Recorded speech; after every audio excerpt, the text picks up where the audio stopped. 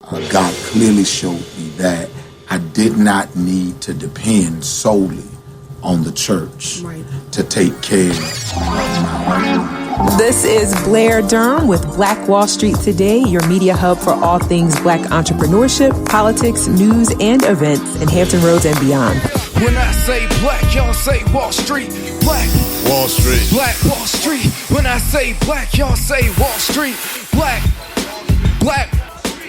Welcome to this 26th edition of Black Wall Street Today with Blair Durham. Certainly want to invite you to join the conversation online with us at Black Wall Street Today on Facebook and Instagram, and at Black Brand Biz on Facebook and Instagram. We share relevant and insightful information via social media, and we welcome your commentary as well.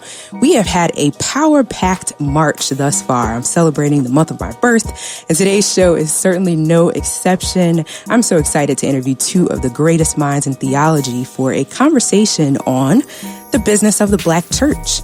I've said before and will continue to say that there are always solutions. So this show is fundamentally solutions oriented. Our local Black Chamber, Black Brand is definitely solutions oriented. I want to engage with your cause and feedback as well. I want to go ahead and introduce our guest for today. First, Dr. James Jones. He is the founding and senior pastor of Greater Grace Church in Chesapeake, Virginia. Submitting his life to God as a young man, Dr. Jones has built an extensive resume of ecclesial leadership.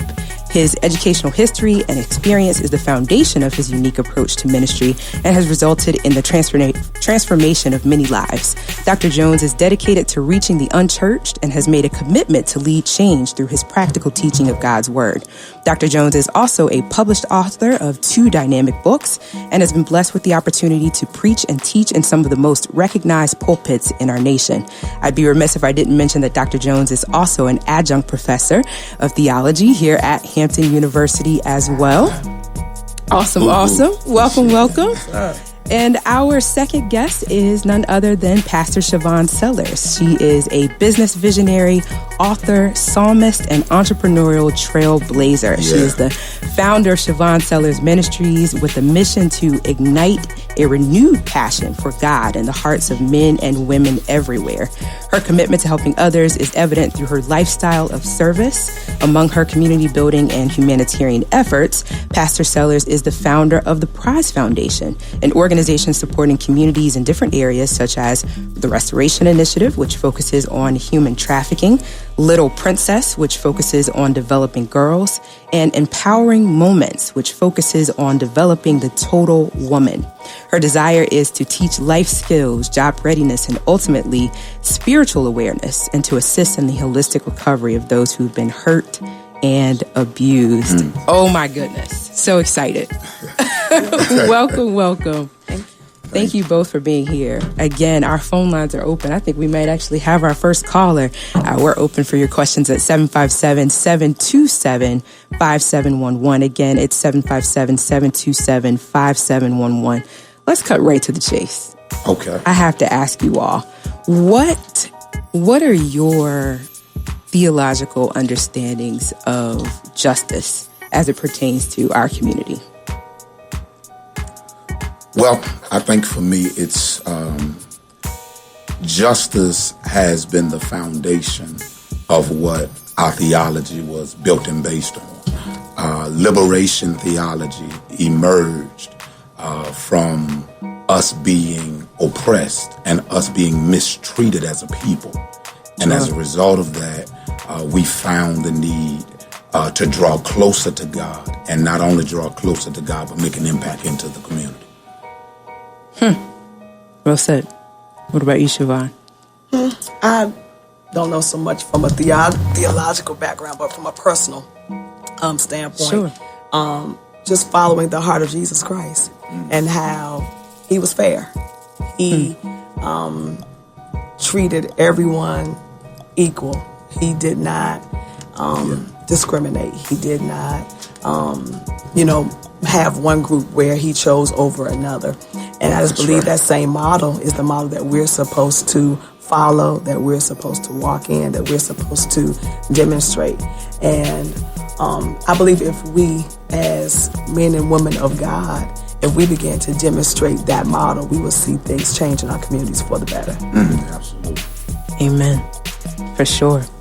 When I think about just the sheer volume of churches, you can just look right here at Hampton Roads. The number of incredible minds, the leadership and theology. And then I look at our community. I'm saddened. And I don't know if that's fair. But I feel like there's more the church as the center of our community can and maybe should be doing. Is that fair? I agree. What's your feeling? I totally agree. Yeah, I believe it's definitely a fair statement. I believe all of us are challenged to do more daily. The struggle that I've had, not just now, but over the lifespan of my 25 years in ministry, has been that the church oftentimes does incredible work inside the infrastructure. But yet we struggle reaching the masses outside of the structure. And that was one of the reasons why I felt such a burden to give birth to what I believe God called me to do, which was found my own work, which was more centered around reaching those who were not inside the four walls. Totally agree. Same burden. I feel like we've gotten so far away from the mission of Jesus Christ. The mission in Luke 4 was to set at liberty those who were bruised, preach the acceptable year of the Lord, open up blinded eyes. That is the mission then, and that still is the mission now. And if the church can get back to the mission of transforming lives, as Bishop said, not in the church. We come to the church to be reminded of our responsibility outside. We come inside the church to be reminded that the game is not inside these four walls. That's it. The game is on the street corner. It is, where the drug houses are. It is where the prostitutes are. It is where the broken are. That is where we're assigned to. So we cannot get stuck inside of the church. That's when we are walking in discrimination, because we just want to be amongst those that look like us, that talk like us, that dress like us, when we are assigned to those who don't look like us. I could pick y'all's minds forever on that why. But I won't be selfish. If you've just tuned in, this is Blair Durham with Black Wall Street Today, having a conversation about the business of the Black church. We're talking with Bishop James Jones and Pastor Siobhan Sellers. We've got a caller on the line. Caller, are you there? Yes, I am. How are you? I'm doing wonderful. How about yourself? I'm doing awesome. I know this voice. What's your question? The question is more of a statement. I would have to say that I applaud what you're saying and what has been said. One of the things that the Black church owes the community is the truth. And when it comes to owing them the truth, they have to understand that in a Black, poor, uneducated, most incarcerated neighborhood, the church is right next door. So the church is actually in the neighborhood as well. Sure. When something is going on in your neighborhood, you're supposed to be able to address it by seeing what's going on. It is very difficult to address something when you are closed in stained glass windows. You know, I appreciate that commentary. It echoes what we were just speaking about, the fact that the church needs to engage outside the four walls even Absolutely. more. Is there a question before we disengage? Well, the question remains, when will the Black church go beyond the Western concept of understanding spirituality? Okay. We'll address that question. Thank you so much for calling in. You're welcome. Okay. For the benefit of those tuning in online, the question was, when will the Black church go beyond the Western concept of spirituality? In other words, perhaps when will we go back to our roots? Does that resonate? What does that look like for you all?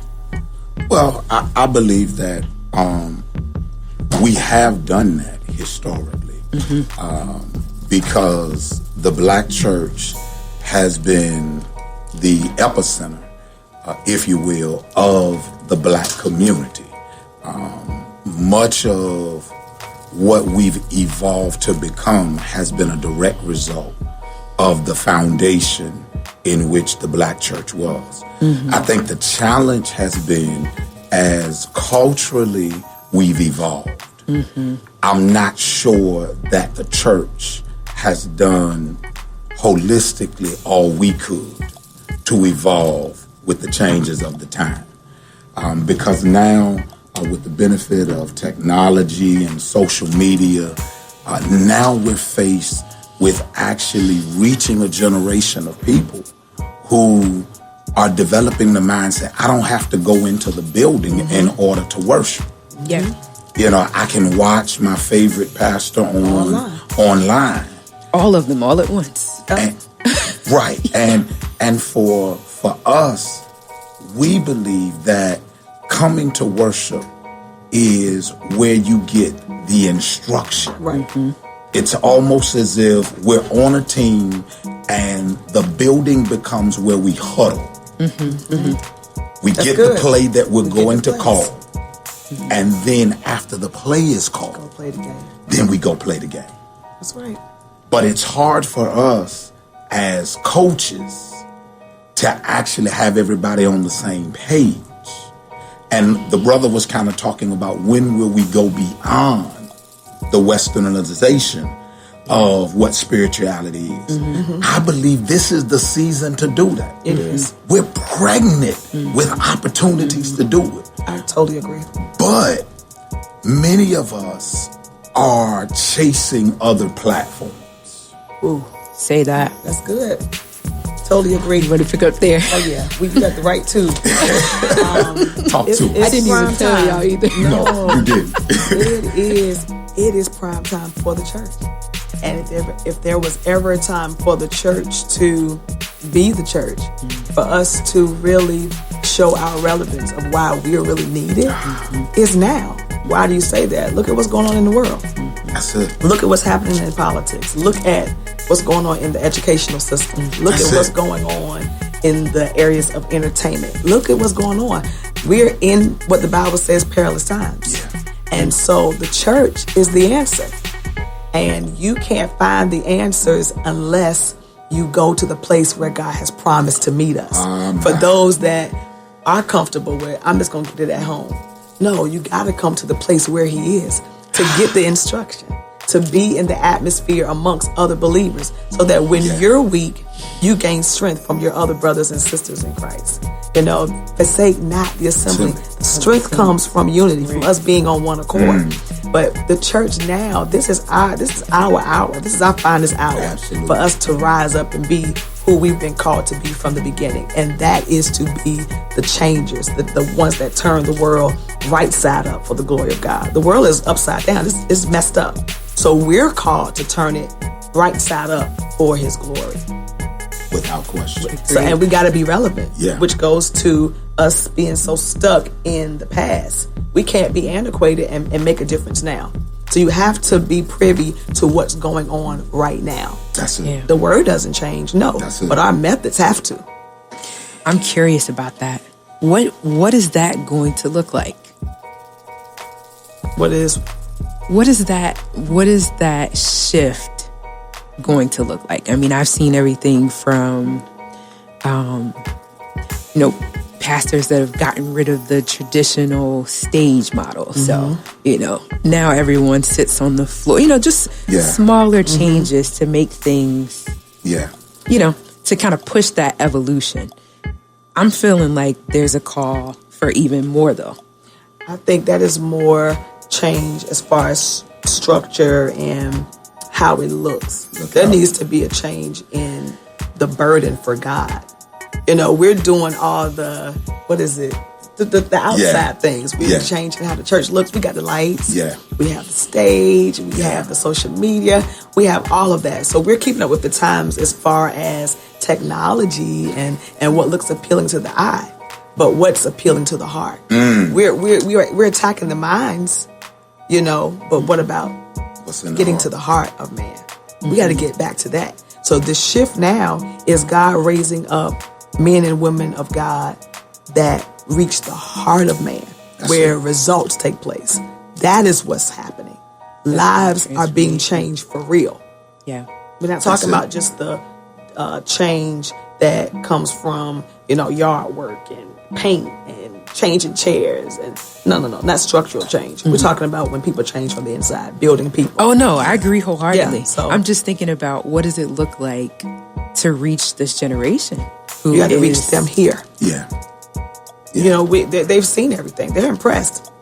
Yeah. They're not impressed with what the church is doing because the world is already doing it. Absolutely. So we're not impressed with the lights and the camera now, and y'all changing your music to be more. That's nice. Yeah. But we're looking for authenticity, the realness. We want the true power of God to be seen.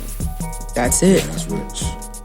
You want to piggyback? I think we've got about 4 minutes till we get to our break. 3 minutes till we get to our break. 3.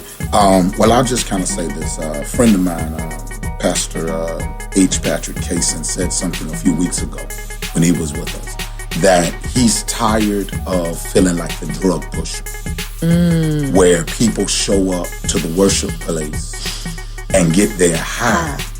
Right. You get your high on Sunday, and then you go right back on Monday to living the way you were living. And so we've actually become spiritual pushers, that people come to get that fix, and then they're not looking to be transformed. And so I believe, as Pastor Sellers was just sharing, that we've got to get back to the mission. And the mission is not really exciting. It's work. It's work. Not exciting. It ain't glamorous. It's not glamorous. Not glamorous. Church is glamorous now. Yeah. Not Facebook Live. Yeah. It's not. Oh, don't even. You say we going to break. Don't even bring that. We're so caught up now. Platforms. We want the platforms. Platforms and going live. I wonder now, so many people are going live as to whether or not they're actually hearing. Right.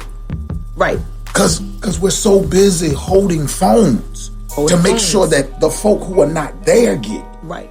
Are we getting it? Are we even getting it? Are we getting it? Yeah, drop the mic. I'm sorry, y'all. That was good. No, really? Yeah. Wow. So just say a minute about your ministries before we go to break. So what we're going to do, we're going to come back with our add this to the list, and then we'll have more with Bishop Jones and Pastor Siobhan. But really quickly, if folks are looking to connect with your ministries, how can they do that? Absolutely. 3697 Pepperwood Court, Portsmouth, Virginia, 23703. We're there. 8 o'clock Sunday morning and 10:30 every Sunday morning and every Tuesday. Portsmouth, Virginia. Would love to see you. To all my Greater Grace folk, love y'all. Glad y'all tuning in. And we are in Portsmouth too, the Life Center, 5913 Churchland Boulevard. And we start services every Sunday, 10 o'clock a.m., Tuesday nights for Bible study, 7:30 p.m. It's the place where new life begins, and we would love to have you. If you don't want to come to me, go to the Grace Center. But I promise you, your life will be changed forever. Need that new life. Amen. All right. It's time for hashtag add this to the list. We have Mr. James R. Taylor III in the building. He is a serial and social entrepreneur, an active investor, and a dedicated, caring business mentor. He's the founder of Virginia Housing and Community Development Corporation, also known as VHCDC, and he currently serves as its president. Mr. Taylor led efforts to train small business owners how to access capital and credit for their business, and is a tireless advocate for micro equity investment in small disadvantaged businesses. Through VHCDC, James Taylor has assisted more than 1,500 clients, helps to launch more than 350 micro business enterprises, and conducted more than 250 seminars, workshops, and business networking events throughout the Commonwealth of Virginia. Welcome, Mr. Taylor. How are you? Thank you. I was just listening to that. Doesn't that sound I've been busy for a while. You've been doing some great work. Yeah, I've been busy. Yeah. Well, we want to focus right now on your annual CapCon event, which is coming up this weekend. Yes. Tell us a little bit about it. Well, CapCon, or Capital Conference, is all about personal and business finance. We have taken lessons learned over the years. We've listened to folks that we've been serving, and we put together a conference that is a series of short, powerful talks that will instruct individuals on how to improve their personal finances, and for small business owners, how to grow their business, how to access capital and use the tools that they already have, actually, to access capital to build their business. If you're not earning $1 million or more, CapCon is going to show you how to do that. If you are looking at a situation with a landlord tenant or possible eviction, we've got someone there talking about that. If you're looking at trying to purchase a home, we have resources that's going to enable you to purchase a home with no money down. You don't have to be a veteran to get that benefit, but you can purchase with no money down. You can also forget about the FICO scores, because they don't consider your credit score. They're looking at simply, can you afford to pay a mortgage? If you can pay rent, you can pay a mortgage. But we've got all of that and more, much, much more at this event. Okay.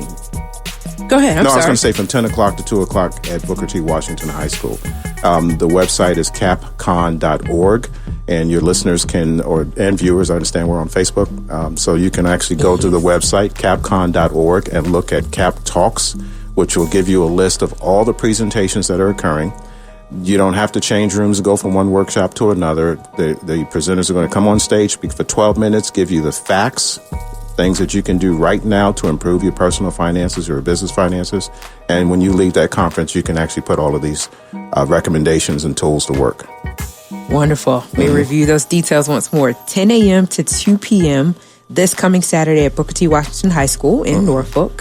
Tickets are available at capcon.org. Capcon.org, and I have a surprise for you. When you and I spoke a little bit ago, you asked me about high school students being able to attend the conference for free. Yes. We've actually worked that out. We just got confirmation that we can offer free admission to Norfolk, Portsmouth, Suffolk, all of the Hampton Roads high school students. If you bring your student ID, you will get a wristband and you can go into the facility. We particularly want to see seniors that are graduating this year, because a lot of the information we have is going to be extremely beneficial to them and their parents. Free admission for high school seniors. Free admission for high school seniors, free admission for high school students. Bring your student ID. You can come in free of charge. Bring your parents. Your parents will still have to pay now. Okay. But we want to have the conversation with both the children and the parents, because we're talking about financial empowerment. Sure. And I've listened to some of the conversation with the pastors earlier. We think that one of the most beneficial solutions here is going to be economic empowerment. Absolutely. That's what this conference is all about. Yeah. I'm excited. So mentors, if you're listening, this is a great opportunity for you to bring your mentees out to the CapCon conference. This sounds phenomenal. It's going to be big. It's going to be big. I cannot stress the importance of the event, and I can't stress the information that's being imparted. What year is this for the event? This is actually the second year of CapCon, but CapCon is actually a repackaged MBE capital call that we used to do starting back in 2005. So we've been doing this conference every year around Virginia, and we decided, we're not focusing on individuals and families. We're just focusing on businesses. So with CapCon, we started last year. The conference is focusing now on the entire family, the individual, the family, and the business, because we recognize we need all of that to build wealth in our community. And that's what this is all about. Wonderful. Really quickly, review the details once more. Sure. I know folks are driving, they're eating their sandwiches, etc. Let them know how they can get tickets. Capcon.org. CAPCON.org. Go to capcon.org and you will see the registration link. Again, if you're a high school student, bring your student ID. You'll get admitted free of charge. Capcon.org. CAPCON.org. And it's this Saturday. This Saturday, March 23rd. The whole event is from 10 o'clock to 4 p.m. Okay. But the talks will go from 10 o'clock to 2. So you'll have 2 hours essentially to meet and greet and talk with the presenters that we had on stage, because you're not going to be able to ask questions while the presenters are on stage. There's no Q&A. Okay. We want you to go have a conversation with them one-on-one about your situation. We want you to fill out applications. We want you to talk to them. We want you to connect with them. We want you to empower yourselves and your family. So be prepared to get a lot of information. Bring a notepad, bring a cell phone with a smartphone with some note-taking capabilities, whatever you need, bring it, because there's going to be a lot of information. Overload? Possibly, but will work for sure. Be on point. Be on point. Awesome. Well, thank you so much, Mr. Taylor. My pleasure. I certainly look forward to having you back on the show in the future. I look forward to it, more about everything that VHCDC is doing, and just ways we can help our community. Looking forward to it. Thank you so much. Thank you so much, James. Also coming up is HR RealCon, another unique conference in Hampton Roads. This is the 3rd annual Hampton Roads Real Estate Conference. It's got several different presentations that really you'll only find at this particular event, including a presentation on elder law and estate planning with attorney Veronica Williams, a presentation on opportunity zones with attorney Bob Jenkins, a presentation on business banking for real estate by Town Bank Senior Vice President Yvonne Almond, a presentation on the Virginia Beach large-scale real estate contracting opportunities with Councilwoman Sabrina Wooten, a presentation on what it means to become an accredited investor with Mr. Gary McCullum, a power panel of women real estate brokers, including Danita Hayes, Tawana Golson, and Shandell Jackson, a presentation on first-time home ownership with Newport News Vice Mayor Tina Vick, as well as a presentation on business credit for real estate with Charles McCutcheon, a presentation on funding opportunities for real estate with Frankie Knox, and a presentation on opportunity zones in Norfolk with Mr. Sean Washington. HR RealCon is coming up on Saturday, April the 6th. Tickets are now on sale at hrrealcon2019.eventbrite.com. The event is happening at the Old Dominion University Strom Entrepreneur Center. You certainly do not want to miss this opportunity for economic empowerment. We are back with our pastors, and if you just tuned in, this is Blair Durham with Black Wall Street Today. Our special guests are Bishop James Jones and Pastor Siobhan Sellers. We're talking about the business of the Black church. Welcome back, guys. Hey, thanks so much. Thank you so much. I want to kind of change lanes a little bit and get into a focus on economic empowerment. I know that you both have pieces that you're doing both inside and outside the church that get at that particular aspect of the community. Can you share some of those things with us, and then let's talk more? Okay, that's what you want. The Bible says that money answers all things. Well, and I don't believe we can make an impact without money. Me and Bishop were just talking about that outside. And so for us to really, God told me when we entered into this year, this would be the year to be intentional and to make an impact. Mm-hmm. And you have to have resources to be able to bring about the change. That's right. And, me personally, I didn't want to be just the preacher that knew the Bible and knew how to preach, but outside of preaching, what can I offer? What can I do for my community? And so everything that God has placed on my heart to do to start the foundation, the Prize Foundation, which was funded from me personally, and we were just saying outside, a lot of times when you do real ministry, you don't have people to sponsor you, or, you fund this stuff out of your pocket. Yes. So again, you have to have streams of income from other avenues to be able to make the change. Mm-hmm. And so it was a burden of mine to be able to be a blessing to women all over. And so we launched the Prize Foundation, and that's where, we tutor and we teach life skills to women who don't know things about life, knowing how to sew, knowing how to cook, and knowing how to write a resume, knowing how to dress, for a job interview. Those are the things that we empower women in. And then what I'm working on now is to find a place for those that are in the life of human trafficking, and they've been rescued from that and they need somewhere to go. That is a strong burden of mine. So we got to build up some more resources to be able to do that. But I'm on a mission to change lives, and yes, I believe you won't do it if you don't have any funds. Gotta have some money. Agree wholeheartedly. Gotta have some money. What about you, Bishop Jones? Well, I mean, that's real strong. And as Pastor Sellers was suggesting that we were talking about it outside, she mentioned multiple streams of income, and I'm just a firm believer that God's been kind. I've been able to do full-time ministry since I was 19. Wow. But in this last season that God brought me out of, God clearly showed me that I did not need to depend solely on the church to take care of my own needs as well as the needs of my community. And so I'm grateful to God because I serve as the Community Service Block Grant Director for the Economic Improvement Council. And basically it's a community action agency that's based out of Edenton, North Carolina. So I travel to Edenton every day, and we deal with 50 families who are in poverty. These families in Eastern North Carolina, they make $12,000 or less a year. And that's what they have to live on.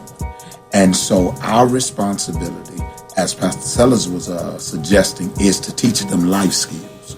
So we help them with rent, utilities, transportation, and the ultimate goal is after the 3 years of the program is that they'll be self-sufficient, that they will actually have a full-time job with a full-time salary and be able to take care of themselves. And so that's the other side of the contribution for me to ministry. Some of my colleagues look at me having to go back to work as my church failing. Wow. I don't look at it as my church failing. I look at it as God opened another door for me to reach a totally different demographic of people who would never step foot in my worship space. And that's huge. That's real ministry. I've just launched motivational speaking business because there's some people that will never come to the church. That's it. They will not come inside the four walls, so why not take it to them and meet them where they are and get paid for what I love to do? Oh, because if you get paid for what you love to do, you'll never work a day in your life. You'll never work a day in your life. Agreed. Just like you. Wow. You look like you love this. Oh, my goodness. This is one of the great joys of my week. That's your passion. It is. Absolutely. Wow. So why not this get is paid to do your passion? Agreed. So let me ask this. One of the things that, when I started this work early on, that did tons of research on, is the number of dollars coming into the Black church every week, right? And so you think about those deposits being made into large white banks that will fund gentrification and other displacement efforts in our community, right? So one of the things we attempted to mobilize was, as a reminder, phone lines are open, 757-727-5711. So we attempted to mobilize a movement to have churches open accounts at the only Black financial institution in Hampton Roads, the Metropolitan Church Federal Credit Union, right? Small credit union, but in operation for nearly 70 years, just opened a brand new building, right? And we saw what the power of that could be for our community, because this is an institution that lends to us on a regular basis for business. Unlike, This is going to be we don't support our own. She said right. Yeah, we just don't support our own. Here we have it right here at our fingertips. We have it. Why not use the resource? But that's across the board for just our people, period. That's across the board. And you think about it, Pastor Sellers, our churches historically established credit unions. Bingo. That particular institution is a church-established credit union. Absolutely. Their field of membership is churches. Wow. Because that's what we did. Supposed to be. And that's who we were supposed to be. We're supposed to have the hospitals. Absolutely. We're supposed to have the credit unions. We're supposed to be the ones that set the model, that set the trend. That's it. We're supposed to be the ones. We've got a caller on the line, but when we get back from the caller, I want to know, how do we move in that direction? Who creates that council to say, this is where we need to get to? Caller, are you there? Hey, good morning. It's John Haynes. How are you? Doing awesome. Another familiar voice. Excellent. What's your question, sir? Dr. Jones, I love you, man, and I appreciate you so much.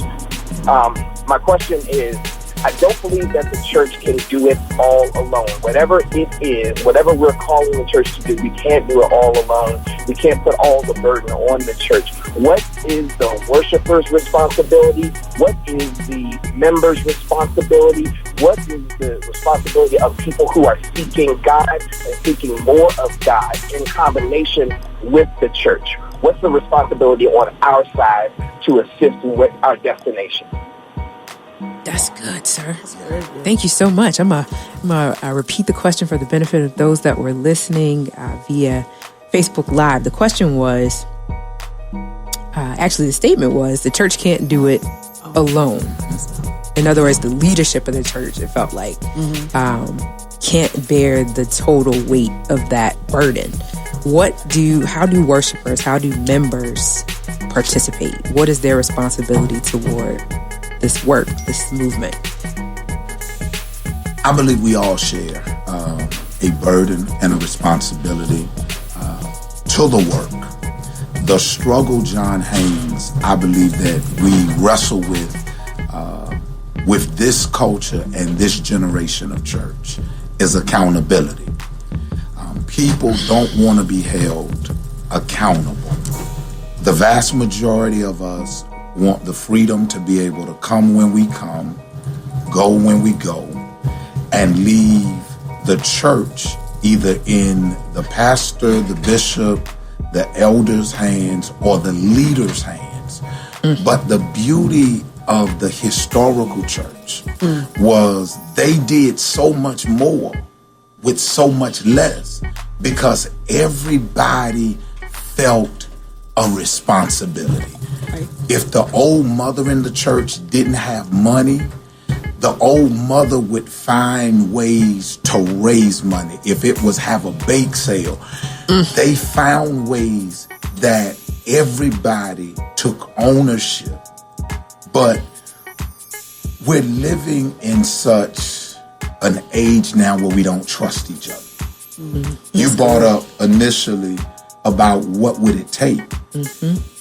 I think we've got to start with just being able to trust. I've got to be able to trust her. I've got to be able to trust Pastor Siobhan that if I share my idea with her, she's not going to take my idea, make it her idea, and take the 10 folk that I have down there with her. Right. I've got to be able to trust. And then she's got to be able to trust me.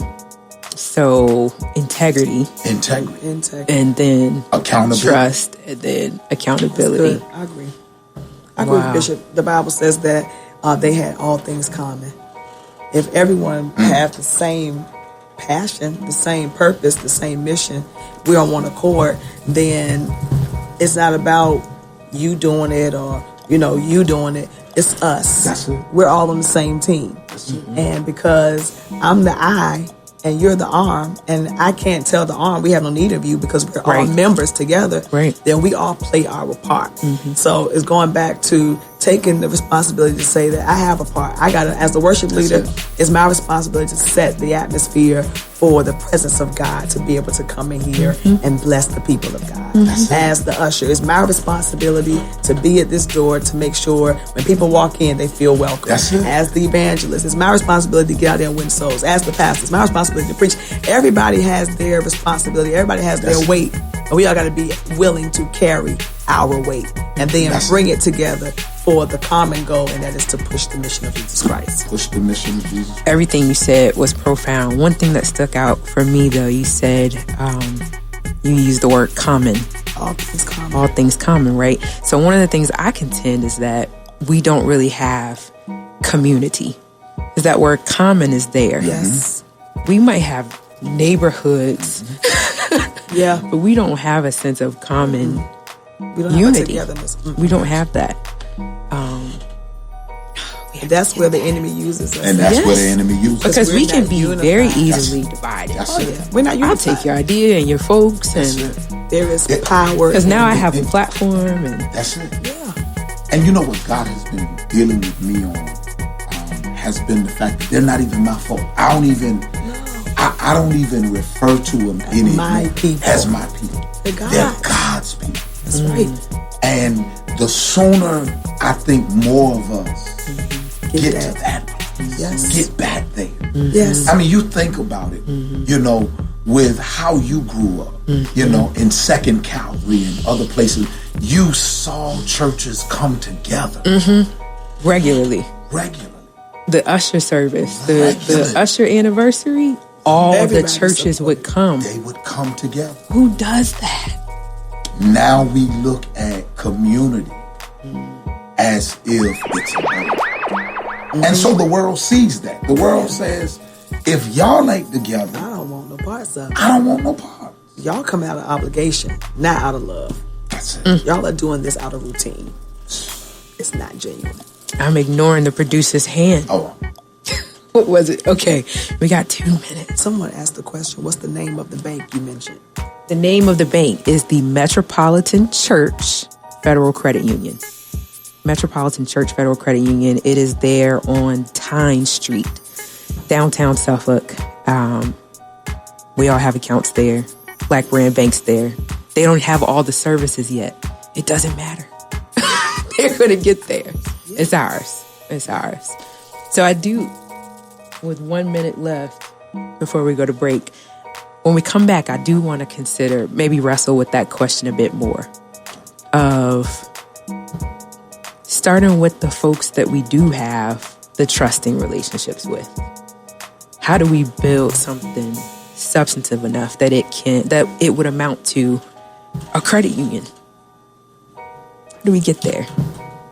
We're finishing up the 26th edition of Focus on the Business of the Black Church. Right before the break, I posed a challenge to our 2 guests to identify 2 solutions to this issue of disunity as it relates to economic empowerment. So let's hear your thoughts. okay. I think, Blair, for both of us, we were talking during the break.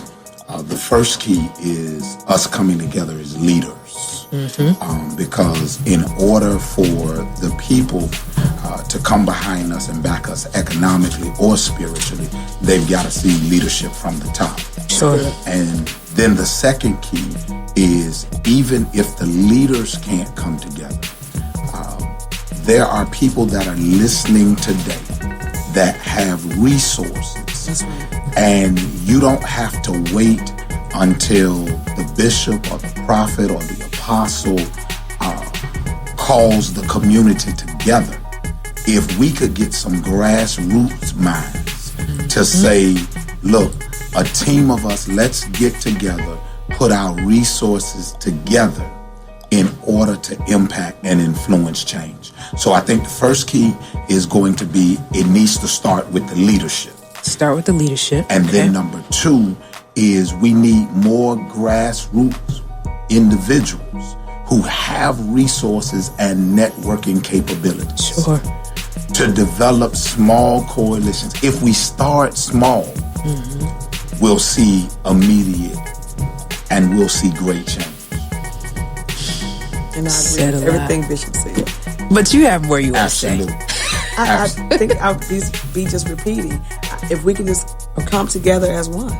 Yeah. If we can just show a unified front. Yeah. When Jesus prayed to his Father, he said, Lord, make them one. Like me and you are one. So that the world will believe that you sent me. The world is not going to believe anything until they see that we're unified. So it starts with all of us Yes, sir. getting on the same page, the same way Jesus was on the same page with his Father. I mean, she just threw the perfect alley-oop, the same way that Jesus was with his Father. Think about it. Jesus changed the world with 12 people. That's it. 12. With 12. And always said, I'm just doing what he told me to do. That's it. My will is to do the will of him that sent me. And as I'm doing it, now I pass that same mission to the 12 disciples. Now y'all do the same thing. We're all unified. We're all unified. So we might be inhibited by the perception that we need thousands of folks. Absolutely. When really we just need A small group that's on the same page, same mind, same spirit, ready to work. That's it. This is going to be great. We're looking forward to a part 2 of this. Thank you so much, both of you, for being here. Thanks It's been a joy. Yeah, really have. Thank you so much excited. for your vision, your insight. Happy birthday, too. Oh, I Really? received that Happy all month birthday. long. Thank you. I know we're a little early, but I appreciate it. Thank you so much. We look forward to talking next week. We will have the internationally renowned Dr. George Fraser on the show next week. We will talk soon. Have a great one. Stay with us online at Black Wall Street Today on Facebook and Black Wall Street Today on Instagram. And then follow us on Twitter as well at BWS Today. We look forward to talking again next week. Have a wonderful week. I have said and I will continue to say that the most important priority for the Black community is the Black community, not a particular political party.